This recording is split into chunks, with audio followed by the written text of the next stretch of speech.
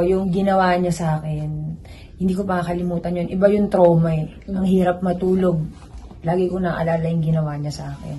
So, gusto ko lang, Jam, harapin mo yung ginawa mo sa akin. Yun lang. Para hindi mo na magawa sa ibang babae.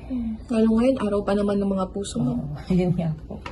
Hindi ito yung na-expect mong celebration yun ng Valentine's Day. Kasi po, dapat po nasa Bicol kami ngayon eh. May work po ako ngayon, tas bukas po kami mag-celebrate ng Valentine sana. Pero hindi na mangyayari. Hindi na po mangyayari kahit kailan. Ma'am, sorry to ask, fiancé niyo po siya at may plano na kayong magpakasal. Opo. Ano pong tumatakbo sa isip ninyo ngayon? Thankful po ako kay God. Kasi